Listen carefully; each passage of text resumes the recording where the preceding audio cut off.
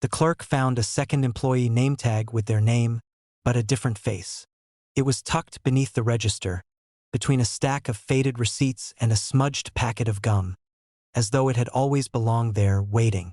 I stared at it for longer than I should have, blinking against the fluorescent glare, trying to reconcile the impossibility. My name, neatly printed, familiar, but the face was wrong. Angular where mine was soft, eyes darker, set too deep, lips pressed into a thin line instead of the subtle curve I recognized in the mirror. I set the tag down on the counter and tried to convince myself it was a mistake. A prank. Maybe a former employee had left a folded ID behind, lost in the shuffle of night shifts and inventory. But as I reached for it, the fluorescent lights overhead buzzed and flickered, spilling shadows that seemed to shift in the corners of the store. The hum of the refrigeration units deepened, a low, throbbing vibration in the floor that made my knees feel brittle. The store was empty, as always at this hour. The late shift, 2 to 6 in the morning, was a lonely stretch between the sighing neon outside and the faint hiss of exhaust from the highway just beyond the parking lot. Tonight, though, the loneliness felt sharper, a pressure pressing in through the tile beneath my shoes and the air-conditioned chill brushing my cheeks. I picked the name tag up again, fingertips brushing the metal pin. It was cold, unnaturally so, and there was a slight tremor when I held it, as though it had a pulse of its own. I swallowed hard. "Hello," I called out, more reflex than hope. My voice sounded flat, swallowed by the aisles of candy and soda, and returned to me hollow. There was no answer. I glanced toward the staff room at the back. The door stood slightly ajar. Normally, I'd keep it closed unless the other clerk was on a break. But tonight, I was alone. I'd been alone for hours. Yet when I saw the door, the shadow beyond it seemed too large, stretching across the linoleum. A smear of movement, though nothing could have been there. My stomach turned. I turned back to the counter. The name tag had shifted. I was certain of it. It wasn't lying flat like before. It leaned slightly toward me, though I hadn't touched it. My pulse spiked. I picked it up again and examined the face. Familiar and foreign all at once. I felt my reflection in the dark glass of the register's credit card reader. My own face stared back, drawn tight with unease. But the tag's face, it looked at me, patient, observing. Something about it was impossible. The lights flickered again, longer this time, and for a heartbeat the entire store went dark. When they returned, I froze. Behind the row of slush machines, I thought I saw a movement. Just a twitch, a hint of shadow brushing the floor. I blinked. Nothing. I shook my head and leaned on the counter, trying to convince myself it was exhaustion. I'd been working overnight for months, sleeping in fitful stretches in the small apartment above the store. Lack of sleep played tricks. Shadows grew teeth. Reflections betrayed. The hum of machines became whispers. But then I heard it, a soft clink from the back room, the kind of sound a name tag makes when it's dropped. I told myself I imagined it. I went to the back room anyway. The door swung inward with a creak I didn't remember making it. The air was warmer back here, musty with the smell of cleaning supplies and cardboard. And then I saw it, pinned to the corkboard beside the time clock, perfectly aligned, as though someone had placed it there. Another name tag. My name. The same printing, the same angular letters. But the face, it was moving. Not in any human sense. Not walking or blinking. It shimmered, subtly, shifting like a heat haze, as though the features were dissolving and reforming. The eyes followed me, a hollow recognition that felt like it reached into my chest. I staggered back, bumping into a shelf, my hand rattling a box of paper towels to the floor. "Okay," I whispered, hands trembling. "Okay, stay calm. It's a reflection or a projection or—" I stopped because the shadow in the corkboard seemed to smile then. Not fully, not like a human smile. Just the corners of the mouth twitching upward, deliberate. And in that moment, my own reflection in the glass of the door caught me, mirroring the motion. But wrong. My lips weren't twitching. My eyes didn't shift. I backed out of the room, nearly tripping over my own shoes. The lights overhead flickered again. And then, clear, unmistakable, a voice from the back room. "Hey," it said. My blood ran cold. I froze. That was my voice. Mine unmistakably. I had said nothing. I swallowed and inched closer. The corkboard remained empty now, save for my name tag lying flat and still. The voice came again. "Don't leave me out here." My stomach dropped. I swung toward the register. My reflection in the glass was wrong. The face staring back at me was mine, but the eyes were darker, colder, watching. A faint smirk tugged at the corners of my mouth. I had not made that expression. I ran to the back room. The door slammed behind me. The air shifted instantly, warm, thick, carrying the faint scent of metal and sugar. I tried to turn on the light. Dead.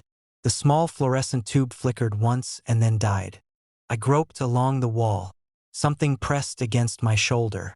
Soft, heavy. I flinched, stumbled. My hand landed on a smooth surface. Another name tag, this one pinned to a coat hung on the rack.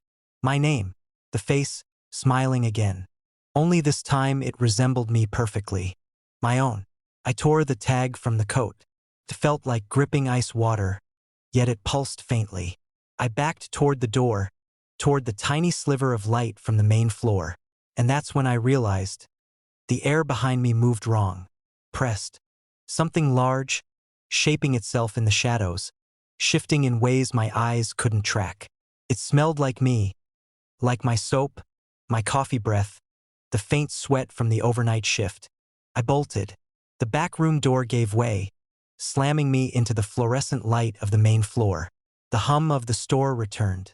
The registers, the candy, the slush machines, everything normal, perfectly ordinary. I looked down. The name tag I'd taken clutched in my hand was gone. The bell over the door jingled. A gust of wind blew in, carrying nothing. No one. Just the store. I swore I saw a reflection in the window, a clerk smiling back at me. But I wasn't smiling.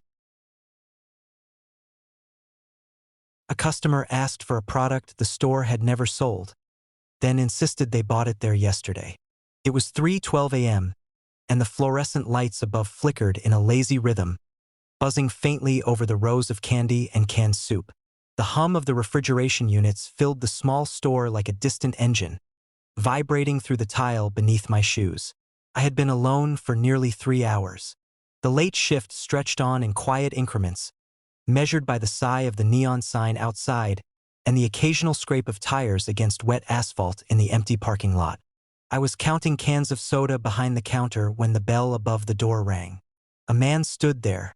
He was thin, though I couldn't tell if he was underdressed for the February chill or just unnaturally pale. His coat hung limply from his shoulders, worn and frayed, and the collar was pulled up like a shield against the cold. His eyes met mine immediately, dark and still, framed by the harsh overhead light. He had a voice when he spoke, soft, precise, too calm for the hour, the kind of tone that carries an unsettling certainty. "Do you have Terranex?" he asked. I blinked. "I'm sorry. Terranex?" he repeated, enunciating the word slowly, as though testing it on my memory. "I bought it here yesterday. You had it, right?" I shook my head. "We don't carry anything called Terranex. Never have." He smiled faintly, tilting his head. It was polite, almost amused, but his eyes lingered on mine too long. No, he said. "I'm sure of it. I bought it here. The clerk, I think it was you, helped me. I paid in cash." Something about the certainty in his voice made my skin prickle. I forced a laugh. "I work the overnight shift. I'd remember selling a product we've never even stocked." His smile didn't falter. "Perhaps. Or maybe you just don't remember. You're tired. It was late. That's understandable." The lights flickered again, briefly plunging the aisles into shadow before buzzing back to life. I glanced down at the counter. For a heartbeat, I thought I saw the reflection of someone standing behind the man in the glass of the register, but the aisle was empty. When I blinked, nothing. I'm sure you don't have it," I said, trying to keep my voice steady. He nodded as if conceding nothing. Then he leaned slightly forward, hands resting on the counter. But I bought it. Just yesterday. Are you sure it's not back there? In the stockroom? I shook my head again. Nothing like that exists here. He paused, then smiled the same faint, knowing smile. Yesterday. That was the day I bought it. You remember now, right? I frowned. His certainty pressed at the edges of my mind, insistent, like a half-remembered dream I couldn't place. I rubbed my temples, staring at him, trying to hold onto the logic that the product didn't exist. And yet, something tugged at the edges of my memory, a nagging sense of déjà vu. Sir, I'm telling you, I can't help with that, I said, leaning back. Maybe you bought it somewhere else. He tilted his head again. No, he said softly, almost mournfully. It was here. You helped me. You gave me the receipt. A cold draft brushed the back of my neck. The fluorescent lights flickered once, then steadied, but the hum of the freezers felt louder somehow, oppressive. I looked toward the back room, but it was empty. Everything appeared normal, mundane, and yet my mind wasn't convinced. I don't think so, I muttered, but a vague unease had settled deep in my chest. I stared at the counter.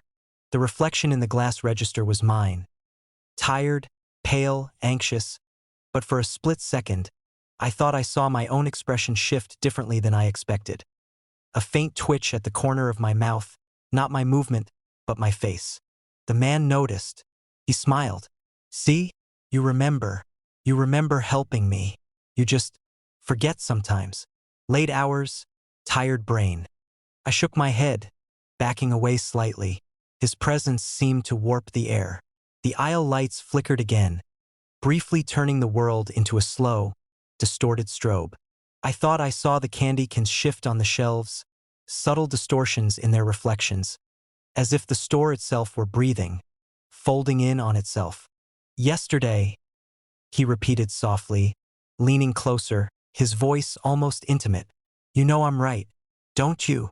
My pulse raced. I could feel it in my throat, hammering. You didn't buy anything here yesterday, I whispered. I don't even know what you're talking about.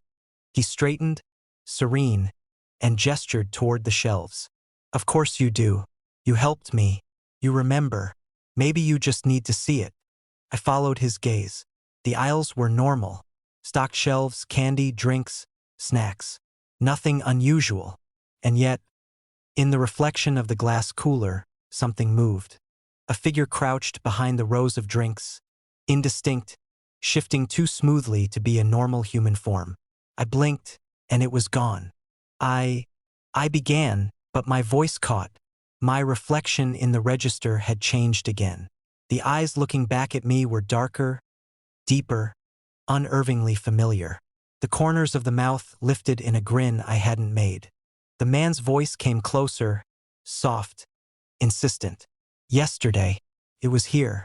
Don't you remember? I stumbled backward. The air felt heavy, like I was walking through water.